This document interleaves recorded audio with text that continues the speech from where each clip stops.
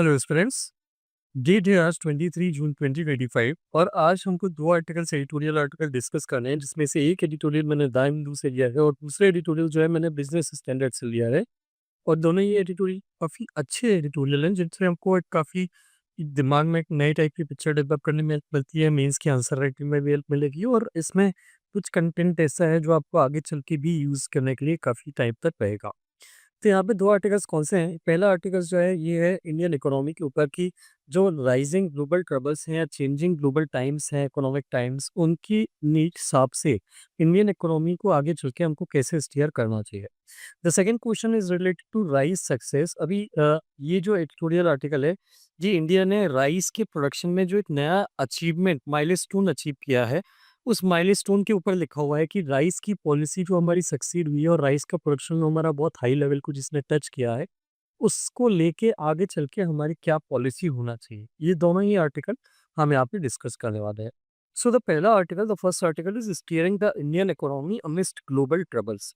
ये जो आर्टिकल है ये बात करना चाहता है इस बात की कि ट्रम्प के आने के बाद, यूएस के जो नए टैरिफ ऑर्डर आने के बाद, यूएस के जो रीसेंट जो डिसीजंस आए हैं और जो ग्लोबल इकोनॉमी में अनसर्टेनिटीज चल रही हैं, जो ट्रांसफॉर्मेशन चल रहे हैं कई चीज़ों को लेके, not just US policy but और भी कुछ जो चेंजेस चल रहे हैं इकोनॉमी को चेंजेस के टर्म्स में, उस चीज़ को देखते हुए इंडिया को क्या करना चाहिए।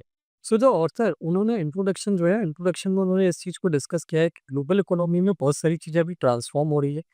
कई जगह पे ट्रेड पॉलिसी में हमको शिफ्ट देखने के लिए मिल रहा है और कई जगह पे हमको जियोपॉलिटिकल टेंशन जो है ये बढ़ता हुआ देखने के लिए मिल रहा है। इसके साथ-साथ में हमको ट्रेड वॉर जो है बढ़ते हुए देखने के लिए मिल रही है। कंट्रीज़ जो है ये ट्राई कर रही हैं कि वो एक-दूसरे के ऊपर ज़्यादा से ज़्यादा टैरिफ लगाएँ, उनको ज़्यादा एक्सपोर्ट करें और वो खुद कम से कम दूसरी कंट्रीज़ से इम्पोर्ट करें। इस चीज़ को देखते हुए हमको एक चीज़ समझ में आती है कि जो अनसर्टेनिटी का टाइम है अक्रॉस द वर्ल्ड वो बहुत ज़्यादा बढ़ गया है और जितने भी बिज़नेसेस हैं वो 2 टाइप की चैलेंजेस से डील कर रहे हैं। एक तो शॉर्ट टर्म चैलेंजेस और मीडियम टर्म चैलेंजेस उनकी आँखों के सामने है ही कि बिज़नेस को कैसे मैन्यूवर करें, कैसे उसको आगे बढ़ाएँ, कैसे उसको रेगुलेट करें, कंट्रोल करें। इसके साथ-साथ में बिज़नेसेस के साथ में सामने लॉन्ग टर्म अपॉर्च्युनिटीज़ भी अब काफ़ी सारी अराइज़ हो रही हैं। जैसे लॉन्ग टर्म अपॉर्च्युनिटी क्या अराइज़ हो रही है, उसकी हम बात करेंगे। बट यहाँ पे हमको पहले क्या डिस्कस करना है कि इंडस्ट्रीज़ को अभी री-स्ट्रैटेजाइज़ करना पड़ेगा। अभी जैसे जो भी बिज़नेस जिस भी तरीके से, जिस भी सिस्टम से वो चलाते थे, उस मॉडल के थ्रू अभी उनका बिज़नेस नहीं चल पाएगा क्योंकि जैसे-जैसे ट्रेड के वॉर, टैरिफ के वॉर बढ़ते जा रहे हैं, कॉस्ट ऑफ प्रोडक्शन जो है या कॉस्ट ऑफ सेल जो है ये बढ़ती जा रही है, कॉस्ट बढ़ती जा रही है। सप्लाई चेन के जो नेटवर्क्स हैं, एक जगह से रॉ मटेरियल मँगवा के कहीं पे मैन्युफैक्चरिंग करके, कहीं पे वैल्यू एडिशन करके और किसी और फोर्थ कंट्री में सेल करना, वो सप्लाई चेन डिसरप्ट हो रही है और ये इन्फॉर्मेशन की एसिमेट्री है। मतलब कहीं पे इन्फॉर्मेशन अवेलेबल नहीं है, कहीं पे इन्फॉर्मेशन ज़्यादा कहीं कंसंट्रेट हो गई है। तो इन सारी चीज़ों को देखते हुए इंडस्ट्रीज़ जो हैं उनको अभी शॉर्ट टर्म चैलेंज में सबसे बड़ा चैलेंज ये है कि इन सारी चीज़ों को देखते हुए अपनी बिज़नेस को रन करने की स्ट्रैटेजी को चेंज करना पड़ेगा। ये उस कॉन्टेक्स्ट में और भी ज़्यादा इम्पोर्टेंट हो जाता है कि यूएस जो है, इंडिया का सबसे लार्जेस्ट एक्सपोर्ट डेस्टिनेशन है। इंडिया के जितने भी एक्सपोर्ट जाते हैं उसका 1/5 या 20% एक्सपोर्ट जो है ये यूएस को जाता है। इसलिए टैरिफ के सिस्टम में कोई भी जो अनसर्टेनिटी अराइज़ होती है मार्केट में, वो इंडियन एक्सपोर्टर्स के बिज़नेस को है वो बहुत ज़्यादा लार्जली काफ़ी इस हद तक इम्पैक्ट करती है। इसके अलावा टैरिफ जैसे-जैसे छोटा थोड़ा-थोड़ा भी अगर बढ़ते हैं, कोई भी additional amount of tariff impose किया जाता है, वो एक्सपोर्टर्स की मार्जिन को इरोड भी करते हैं, जिससे पर्टिकुलरली जो धक्का है वो एमएसएमईज़ को लगता है कि उनके मार्जिन हिट होने से उनके बिज़नेस जो हैं वो कॉस्ट इफेक्टिव नहीं बचते, उनकी कॉम्पिटिटिवनेस गिर जाती है और उनका बिज़नेस जो है वो बहुत ज़्यादा डाउन होने लगता है। पॉसिबल इश्यूज़ यहाँ पे क्या है? पॉसिबल इश्यूज़ ये हैं कि यूएस के जो रेसिप्रोकल टैरिफ हैं, ये इनका जो इम्पोज़िशन है, ये अभी आने वाले टाइम में बहुत ज़्यादा अनसर्टेन है कि वो किस लेवल पे आके रुकेंगे। यूएस ने अभी तक ये क्लैरिफ़ाई नहीं करा है कि वो टैरिफ को किस लेवल पे रखेगा। हमारे उनके साथ इंटरिम डील चल रही है, ट्रेड एग्रीमेंट के नेगोशिएशन चल रहे हैं। यूएस खुद भी कई कंट्रीज़ के साथ नेगोशिएट कर रहा है। तो उन सब का क्या आउटकम आएगा, क्या रिज़ल्ट आएगा, ये अभी किसी को कुछ भी नहीं पता।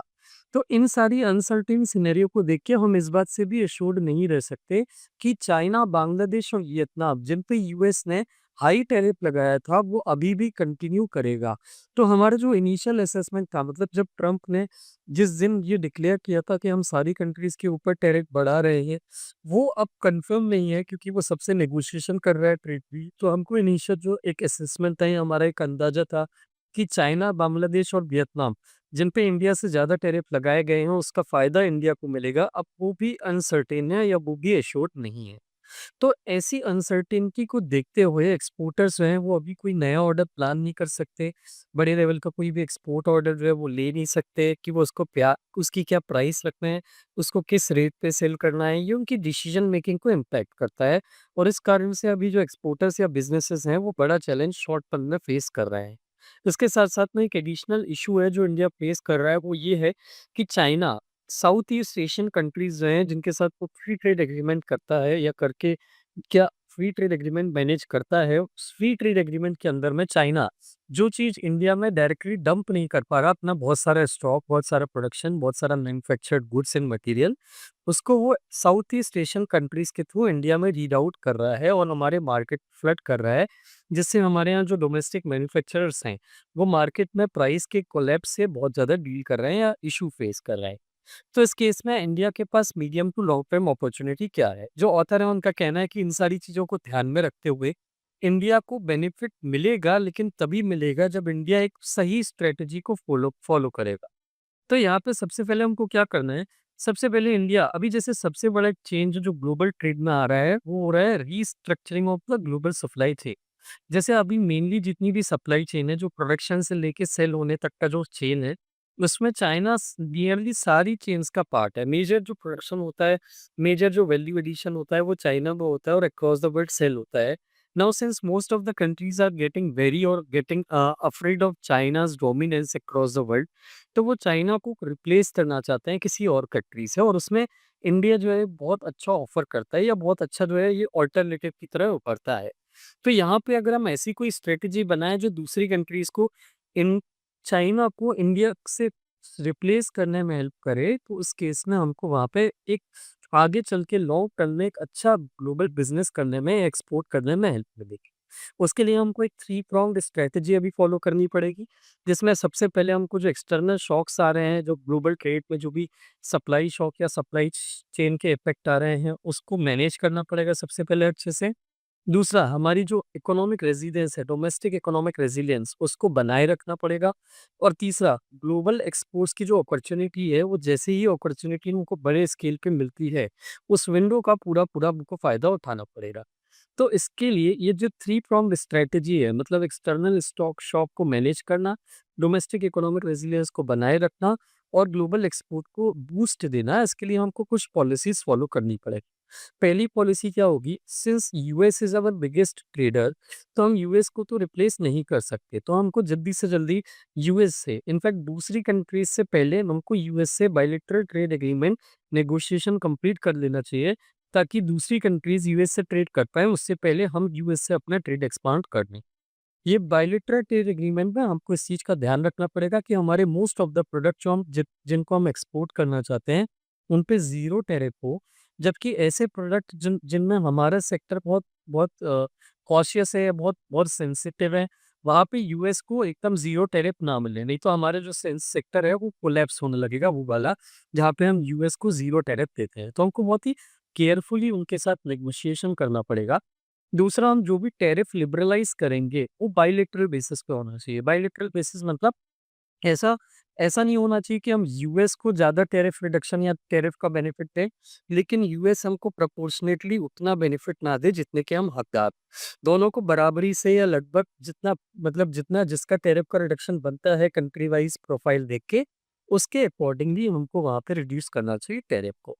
तीसरा, नॉन टैरिफ बैरियर जो होते हैं उसको एड्रेस करना ज़रूरी है। नॉन टैरिफ बैरियर मतलब जहाँ पे आप टैरिफ के थ्रू किसी कंट्री के एक्सपोर्ट इंपोर्ट कंट्रोल करने की कोशिश नहीं करते, आप दूसरे नॉन टैरिफ मेजर के थ्रू नॉन कस्टम ड्यूटी के थ्रू आप किसी कंट्री के इंपोर्ट इंपोर्ट एक्सपोर्ट रोकने की कोशिश करते हो। जैसे मान लो इंडिया कोई राइस बेचता है, तो यूएस वहाँ पे ये बोल दे कि ये क्वालिटी अच्छी नहीं लग रही है हमको, तो हम इसको इंपोर्ट होने नहीं देंगे।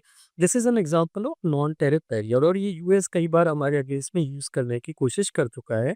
तो हमको यहाँ पे इस चीज़ को एड्रेस करना जरूरी है।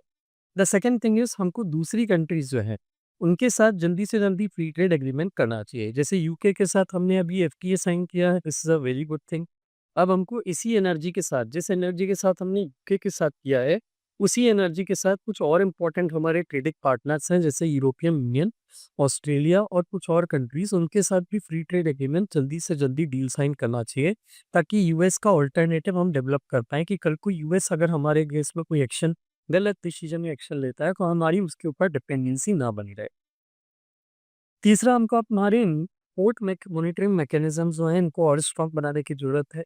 हमको ये चेक करने की ज़रूरत है कि हमारे जो टर्मिनल्स पे इम्पोर्ट आता है जिन दूसरी कंट्री से, उसमें कोई चाइना किसी तीसरी कंट्री का यूज़ करके हमारे अंदर, हमारी कंट्री के अंदर अपने प्रोडक्ट्स डंप करने की कोशिश तो नहीं कर रहा है। चौथा, हमको अपना पब्लिक कैपिटल एक्सपेंडिचर हाई रखना है। पब्लिक कैपिटल एक्सपेंडिचर मतलब गवर्नमेंट का ऐसा एक्सपेंडिचर जो इंफ्रास्ट्रक्चर को बिल्ड करने पे काम करता है, ताकि बिज़नेसेस जो है ना, उनका एक्सपांशन और ज़्यादा से ज़्यादा हो पाए। पाँचवा, हमारी जो मॉनेटरी पॉलिसी है, अभी इसने बहुत अच्छा स्टेंस दिखाया है, जिसे मॉनेटरी पॉलिसी में आरबीआई ने अपने इंटरेस्ट रेट कम कर दिए हैं, ताकि बिज़नेसेस के लिए लोन लेना और ईज़ी हो जाए, उनको कम इंटरेस्ट रेट पे लोन अवेलेबल हो, ताकि वो अपने बिज़नेसेस को एक्सपांड कर पाएँ। तो ये मॉनेटरी पॉलिसी हमको कंटिन्यू रखना चाहिए। छठवा, हमको फॉरेन इन्वेस्टमेंट, अलग-अलग सेक्टर्स में जो भी फॉरेन इन्वेस्टर्स हैं, जो अपनी सप्लाई चेन को डाइवर्सिफ़ाई करना चाहते हैं, जो अपनी इन्वेस्टमेंट को चाइना, वियतनाम या किसी तीसरी कंट्री से निकाल के किसी अल्टरनेट कंट्री में इन्वेस्ट करने की कोशिश कर रहे हैं या जगह ढूँढ रहे हैं, उसके लिए इंडिया एक अट्रैक्टिव डेस्टिनेशन बन पाए, इसके लिए एडिक्वेट स्टेप्स लेना चाहिए। और फाइनली ऑथर का कहना है कि हमारे जो नेक्स्ट जनरेशन रिफॉर्म्स हैं, जैसे टैक्सेशन से रिलेटेड रेगुलेटरी रिफॉर्म्स हैं, जैसे ईज़ ऑफ डूइंग बिज़नेस वगैरह की जो प्रोसेस होती है, उसको इम्प्रूव करने के लिए गवर्नमेंट जो काम कर रही है, और लास्ट 2 बजट्स में गवर्नमेंट ने डिक्लेरेशन भी किए हैं, प्रपोज़ल भी दिए हैं उसके लिए, उसको और फास्ट इम्प्लीमेंटेशन करने की कोशिश करना चाहिए। जैसे फॉर एग्ज़ाम्पल यहाँ पे उन्होंने एक स्कीम ली है, प्रोडक्शन लिंक्ड इंसेंटिव स्कीम, जो ना सिर्फ मैन्युफैक्चरिंग इंडस्ट्रीज़ को ज़्यादा प्रोडक्शन करने के लिए मोटिवेट करती है डोमेस्टिकली, बल्कि उसको एक्सपोर्ट बढ़ाने पे इंसेंटिव भी प्रोवाइड करती है। तो इस तरह की स्कीम्स को हमको और ज़्यादा प्रमोट या सपोर्ट करने की ज़रूरत है, ताकि मैन्युफैक्चरिंग का स्किल बढ़े, इन्वेस्टमेंट भी अट्रैक्ट हो और हमारी आत्मनिर्भरता हमारी कंट्री की एक अपने आप पे बढ़ती जाए। तो ये बात सही है, इन सारी चीज़ों को देखते हुए ऑथर बोल रहे हैं कि ये बात सही है कि ग्लोबल अनसर्टेनिटीज़ जो है हमारे लिए बहुत सारे चैलेंजेस लेके आई है, लेकिन ये काफ़ी सारी अपॉर्च्युनिटीज़ भी लेके आई है, प्रोवाइडेड हम जो पुराने तरीके से अभी तक काम करते आए हैं, हम उस तरीके के से फॉलो ना करें और नए तरीके से कुछ चीज़ों को फॉलो करें। आपके लिए यहाँ पे मैं एक होमवर्क दे रहा हूँ, आपको मुझे इस वीडियो के कमेंट सेक्शन में लिख के बताना है कि इंडिया ने अपनी मैन्युफैक्चरिंग सेक्टर को इम्प्रूव करने के लिए क्या-क्या स्टेप्स लिए हैं और उन स्टेप्स की अभी करंटली प्रोग्रेस क्या है। आप सिर्फ पॉलिसीज़ और स्कीम्स भी मुझे लिख के बताएँगे, तो भी I will be feeling satisfied कि आप अपने एंड पे अपना काम पूरा-पूरा कर रहे हैं। उसके बाद आते हैं हम सेकंड आर्टिकल पे, that is seeding the rice success technology and policy power India's bytes. तो यहाँ पे ये बेसिकली जो आर्टिकल है, ये आर्टिकल ये डिस्कस करना चाहता है कि इंडिया का जो राइस प्रोडक्शन है एकदम पीक पे पहुंच गया है। जैसे डाटा से बात करें, ऑथर जो इंट्रोडक्शन या स्टार्ट करता है वो डाटा से ही करता है, जिसमें उन्होंने ये बोला है कि हमारे इंडिया का जो राइस प्रोडक्शन है वो 149 मिलियन टन को पार कर गया है, और इसके साथ इंडिया वर्ल्ड का लार्जेस्ट प्रोड्यूसर बन गया है राइस का। सेकंड चाइना हो गया है। चाइना पहले फर्स्ट नंबर पे था राइस के प्रोडक्शन में। इंडिया के बढ़ते हुए प्रोडक्शन के कारण now India has took the first position in terms of rice production when China has been pushed to second position. India इसके साथ-साथ, India is not just the largest producer of rice, but it is also the top largest और the first rice exporter since 2012। It is the highest rice exporter in the world since 2012, जिसमें global rice trade का 40% जो है ये India से ही originate होता है। इसके अलावा इंडिया के पास एक बहुत बड़ा राइस का स्टॉक है 59.5 मिलियन टन्स का, जो बफर स्टॉकिंग नॉर्म्स है, मतलब एक जो मिनिमम अमाउंट ऑफ राइस जो हम अपने लिए स्टोर करते हैं कि कभी इमरजेंसी में ज़रूरत पड़ जाएगी, तो उसकी जो हमने एक एक मिनिमम अमाउंट ऑफ लेवल बना के रखा है, दैट इज़ 13.5 मिलियन टन्स, कि हम इतना राइस अपने बफर स्टॉक में मेंटेन करते ही हैं, लेकिन हमारा राइस स्टॉक अब इससे 4 गुना बढ़ चुका है 59.5 मिलियन टन्स पे। इसके साथ-साथ में ना सिर्फ राइस, इंडिया व्हीट में भी रूल कर रहा है। जैसे India is world second largest producer of wheat, और अगर देखा जाए तो बीच-बीच में कुछ ऐसे भी साल आए हैं जहाँ पे India largest exporter of wheat रहा है वर्ल्ड के लिए। तो ये ऐसी कंट्री के लिए एक बहुत बड़ी अचीवमेंट है जिसके पास इतनी बड़ी पॉपुलेशन है 1.4 बिलियन की 140 करोड़ की पॉपुलेशन जिसको उसे खिलाना भी होता है उसको फीड करने के बाद भी इंडिया का इतना प्रोडक्शन है कि वो आज की डेट में लार्जेस्ट प्रोड्यूसर एंड एक्सपोर्टर बन गया है राइस और व्हीट का। And much of the credit goes to two things. एक तो हमारे फार्म साइंटिस्ट जो फार्मर साइंटिस्ट हैं हमारे, उन्होंने कंटिन्यूअसली जो क्रॉप की वैरायटीज हैं उनमें जो इम्प्रूवमेंट करते रहे ब्रीडिंग करा करा के, एक तो उससे प्रोडक्टिविटी बढ़ती गई। और दूसरा हमारा फूड मैनेजमेंट पॉलिसीज जो हैं जिसमें हम सब्सिडाइज इनपुट देते हैं, फर्टिलाइजर वगैरह पे सब्सिडी प्रोवाइड करते हैं, मार्केटिंग प्रोड्यूस जो भी हमें प्रोड्यूस करते हैं, जो भी हमारा एग्रीकल्चर प्रोड्यूस होता है उसको हम फार्मर्स को मार्केटिंग का असिस्टेंस देते हैं। तो इन चीज़ों के कारण जो फूड मैनेजमेंट पॉलिसी है इनके इम्प्रूवमेंट या इनके सही इम्प्लीमेंटेशन या सही पॉलिसी के कारण गवर्नमेंट को ये राइस का एक्सपोर्ट या प्रोडक्शन बढ़ाने में हेल्प मिली। और ये कहीं न कहीं ग्रीन रिवॉल्यूशन का ही रिज़ल्ट है। जैसे ग्रीन रिवॉल्यूशन ओरिजिनली जो हमने स्टार्ट किया था वो व्हीट के लिए स्टार्ट किया था, मेक्सिकन व्हीट की वैरायटी का यूज़ करके। लेकिन आगे चल के हमने राइस में भी इम्प्लीमेंटेशन किया। 1966 में हमने एक हाई यील्डिंग वैरायटी IR8 जो है इसको इंट्रोड्यूस किया था, जो IR international research rice research institute में डेवलप हुआ था। जिसमें ये IRRI ने एक फिलिपीन की एक इंडोनेशियन के एक राइस की वैरायटी पेटा को चाइनीज की एक वैरायटी डी जियो वुजेन से ब्रीड करा के ये वैरायटी डेवलप करी थी which was very resilient and which was highly productive in nature. तो IR8 के अंदर में जो डिजायरेबल ट्रेट थे, डिजायरेबल ट्रेट क्या था इसका, जो मतलब जो जो अच्छी क्वालिटी थी इस वेरिएंट की राइस की वो क्या थी कि ये जो इसकी हाइट थी बहुत शॉर्ट होती थी और इसके स्टेम बहुत स्प्राउट होते थे। इससे क्या होता था, जब प्लांट ग्रो हो जाता था राइस का तो वो फॉल नहीं होता था नीचे, और फॉल नहीं होता था तो इसमें जो ग्रेन्स का प्रोडक्शन है इन प्लांट्स के थ्रू ये बढ़ने लगा, क्योंकि काफी सारे क्रॉप इसलिए बर्बाद हो जाती थी राइस की क्योंकि लंबे और पतले प्लांट्स होने के कारण वो गिर जाते थे और राइस जो है वो खराब हो जाता था या प्लांट डिस्ट्रॉय हो जाता था। तो हमने IR8 के जो वेरिएंट था राइस का, इसके जेनेटिक्स का या इसके ट्रेड को यूज करके अपनी इंडिजिनस वैरायटी जया और रत्ना डेवलप करी थी, जो आज की डेट में हमको बहुत हाई प्रोडक्टिविटी प्रोवाइड करने लगी राइस की, और ये अक्रॉस द कंट्री हमने उसको स्प्रेड किया। इंडिया का आज की डेट में इंडिया वर्ल्ड का one of the most extensive extensive rice breeding programme रख करता है, जिसमें हम नई से नई राइस टाइम टाइम पे नई नई राइस की वैरायटीज जो है वो डेवलप करते जाते हैं, जिनकी प्रोडक्टिविटी बहुत हाई है, जिनकी ग्रेन की क्वालिटी जो है ये बेटर है, जिसमें पेस्ट के अगेंस्ट में बहुत अच्छा रेजिलियंस है कि वो पेस्ट से जल्दी खराब नहीं होते, पैथोजन से भी रेजिस्टेंस है, और क्लाइमेट से जो स्ट्रेस इंड्यूस हो रहा है उनसे भी वो बहुत हद तक उस क्लाइमेट इंड्यूस्ड स्ट्रेस को भी ये झेल देते हैं। तो अब प्रोडक्शन ग्रोथ और यील्ड की बात करें तो पिछले एक डिकेड अलोन पिछले 10 साल में ही हमारी राइस की प्रोडक्टिविटी इतनी बढ़ी है कि 105 मिलियन टन से प्रोडक्शन बढ़ के 149 मिलियन टन पहुंच गया है।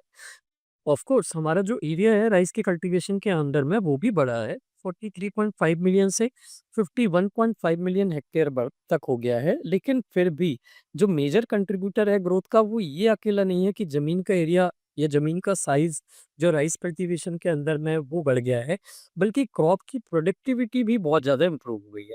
जैसे आज से 10 साल पहले क्रॉप की प्रोडक्टिविटी थी कि हमारे यहाँ एक हेक्टेयर से 3.6 टन राइस निकलता था। आज की डेट में 4.32 टन हेक्टेयर राइस यहाँ से निकलता है। हालांकि हमारी प्रोडक्टिविटी अभी भी ग्लोबल एवरेज से काफी कम है। तो ग्लोबल एवरेज कितना है प्रोडक्टिविटी का, राइस की प्रोडक्टिविटी का? It is 4.47 tonne a hectare. India का अभी भी 4.32 है। जब ये इस प्रोडक्टिविटी पे पहुंचेगा तो of course we have a very large potential और वेरी गुड पोटेंशियल कि हम अपना राइस का प्रोडक्शन और ज्यादा बढ़ा पाएंगे।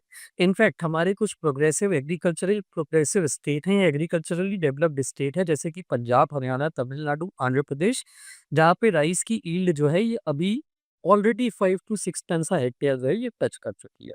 तो जैसे जैसे बाकी के स्टेट्स हैं वहाँ पे भी राइस की ईल्ड बढ़ेगी, वैसे वैसे हमारा जो प्रोडक्शन है राइस का वो और ज़्यादा बढ़ता रहेगा। हालाँकि राइस की फार्मिंग में सब कुछ अभी अच्छा नहीं चल रहा है। कुछ वरीसम एस्पेक्ट है राइस की फार्मिंग में जो अभी भी यहाँ पे चल रहे हैं। जैसे हमारे यहाँ सबसे बड़ा जो कंसर्न है राइस की फार्मिंग को लेके, वो है हम जितना ज़्यादा क्रॉप को पानी की ज़रूरत होती है राइस की क्रॉप को, उससे कहीं ज़्यादा पानी यहाँ पे दे रहे हैं। और ये जो वाटर का हम ओवर यूज़ कर रहे हैं राइस को ग्रो करने में, ये कहीं न कहीं ग्रीन हाउस गैस के एमिशन को बढ़ा रहा है क्लाइमेट चेंज के लिए, और एनवायरनमेंट को भी डिग्रेड कर रहा है। जैसे ऑन एन एवरेज हम 1 किलो राइस उगाने के लिए 15,000 लीटर्स ऑफ वाटर जो है यूज़ करते हैं, which is 2.5 times which is required by the rice. जैसे 1 किलो राइस को ग्रो होने के लिए 600 लीटर का पानी चाहिए होता है। अब आप यहाँ पे देख लो, यहाँ पे हम 15,000 लीटर्स ऑफ वाटर जो है इसको यूज़ कर रहे हैं, which is much higher. This is not 15,000, this is 1500, sorry, this is mistake here. तो ये यहाँ पे एक बहुत बड़ा कंसर्न है जिसको हमको ठीक करना चाहिए, करेक्ट करने की बहुत ज़रूरत है। इसका रीज़न या इसका कंसीक्वेंस क्या आ रहा है कि हम वाटर को मतलब सिर्फ़ पैडी ग्रो करने के लिए जो हम कंज़म्पशन के लिए पैडी ग्रो करते हैं, उसमें 45 टू 50% इरिगेशन वाटर जितना हमको लगता है, उससे ज़्यादा वाटर हम यूज़ कर रहे हैं। तो ये आगे चल के हमारे एनवायरनमेंट के लिए सस्टेनेबल नहीं रहेगा। तो हमको यहाँ पे क्या करना है, जैसे हमको सबसे पहली चीज़ जो करना है, अगर हम राइस की प्रोडक्टिविटी में लीडर भी बने रहना चाहते हैं और अपने एनवायरनमेंट को भी मेंटेन रखना चाहते हैं, तो उस केस में हमको सबसे पहले अपने राइस कल्टीवेशन में वाटर यूज़ एफिशिएंसी जो है इसको इंक्रीज़ करने की, इम्प्रूव करने की ज़रूरत है। इसके लिए हमको यहाँ पे सबसे पहले डायरेक्ट 2 मेथड्स हैं जो हम जिससे हम कर सकते हैं। पहली मेथड आती है डायरेक्ट सीडिंग और दूसरी मेथड आती है alternative waiting and drying of paddy field. This is very important method. तो जैसे डायरेक्ट सीडिंग मेथड जो होती है, इसमें हम सीड्स जो होते हैं, राइस के जो सीड्स होते हैं, उनको हम डायरेक्टली मॉइस्ट सॉइल में जो है वो प्लेस करते हैं। जैसे नॉर्मली पैडी का कल्टीवेशन कैसे होता है कि पहले हम उसको एक नर्सरी में उसकी सैपलिंग ग्रो करते हैं, छोटा-सा प्लांट ग्रो करते हैं और फिर उसको उसके फ्लडेड फील्ड में ग्रो करते हैं, मतलब उसको प्लांट करते हैं कि एक पानी से भरी हुई फील्ड में उसको हम बेसिकली वहाँ पे प्लेस करते हैं फील्ड में। इसमें पानी का यूटिलाइजेशन बहुत ज़्यादा होता है। ऑथर क्या बोलते हैं, डायरेक्ट सीडिंग मेथड में आप सीड को डायरेक्टली ज़मीन में जो है moist soil not flooded soil, मतलब पानी भर के मत रखिए सॉइल में। तो आप जो मोइस्ट सॉइल होती है जिसमें मॉइस्चर होता है, गीली मिट्टी जो होती है, उसमें आप सीड को डायरेक्टली प्लेस करिए and once it start to grow, जब ये थोड़ा ग्रो हो जाता है तो उसके बाद फील्ड को हमको सिर्फ वेट रखना होता है, मतलब थोड़ा-थोड़ा पानी थोड़े-थोड़े टाइम में देना होता है। हमको पूरे टाइम पानी फील्ड को डुबो के नहीं रखना होता। तो ये पहली मेथड है जिससे आप वाटर का जो एफिशिएंसी है, यूज़ एफिशिएंसी है वो बढ़ा सकते हैं। दूसरा होता है alternative waiting and drawing system. इसमें क्या करते हैं हम, कंटिन्यूअसली हम फील्ड को फ्लड करके नहीं रखते हैं, हम फील्ड को एक बार फ्लड करते हैं, उसके बाद हम फील्ड को थोड़ा ड्राई होने देते हैं और उसके बाद वापस से जब वो ड्राई हो जाती है थोड़ी, उसके बाद इरिगेशन देते हैं। ये दोनों सिस्टम जो है, इन दोनों ही सिस्टम का ये एडवांटेज है कि ये वाटर का जो यूज़ है, कंज़म्पशन जो है 30 टू 60% तक कम कर देते हैं without compromising the productivity of the plant. Plant की प्रोडक्टिविटी, राइस के प्लांट की प्रोडक्टिविटी अभी भी उतनी ही बनी रहती है। लेकिन इससे एक एडवांटेज तो हुआ कि पानी का कंज़म्पशन कम हुआ, इसके साथ-साथ में ग्रीन हाउस गैस के एमिशन भी कम हो जाते हैं, क्योंकि जब हम फील्ड को फ्लडेड रखते हैं तो वहाँ से मीथेन नाम की ग्रीन हाउस गैस का एमिशन बहुत हाई होता है। तो ग्रीन हाउस गैस का एमिशन कम हो जाता है। तीसरा, फर्टिलाइज़र्स का उतना एप्लीकेशन नहीं करना पड़ता जितना फ्लडेड फील्ड के केस में करना पड़ता है। तो फर्टिलाइज़र की रिक्वायरमेंट, पेस्टिसाइड की रिक्वायरमेंट, लेबर की रिक्वायरमेंट, ये 3 चीज़ें भी कम हो जाती है विदाउट सैक्रिफाइसिंग क्रॉप यील्ड या क्रॉप प्रोडक्टिविटी। अगर हम ऐसी टेक्नोलॉजी को प्रमोट करते हैं तो आगे चल के हमको राइस का प्रोडक्शन में ग्रोथ भी देखने के लिए मिलेगी और इंडिया अपनी जो पोजीशन है राइस के प्रोड्यूसर, टॉप प्रोड्यूसर और एक्सपोर्टर की, ये भी बना के रखा रहेगा। तो ये दोनों ही चीजें हमको यहाँ पे अचीव करने के लिए देखने के लिए मिलेगी। So these were the two major articles, editorial articles of the day. I hope both of the articles were clear to you. If you like the video, please do share it with your friends who are preparing for the exam. Also, we have been running a GS mentorship course जिसमें मैं आपकी personally सारी चीज़ों का ख्याल रख के आपका प्री और मेंस का सिलेबस जो है वो सिस्टमैटिक तरीके से कवर कराता हूँ और आपको आंसर राइटिंग की ट्रेनिंग भी जो है वो प्रिपेयर कराता हूँ, आंसर राइटिंग प्रिपरेशन भी मैं कराता हूँ, apart from clearing all the doubts you may have in any of the subject. तो अगर आप ये मेंटरशिप कोर्स ज्वाइन करना चाहते हैं तो all you need to do is to contact me on this number, that is 8962291192। इस पे आप मुझे व्हाट्सएप या कॉल के थ्रू डायरेक्ट कॉन्टेक्ट कर सकते हैं। Thank you very much.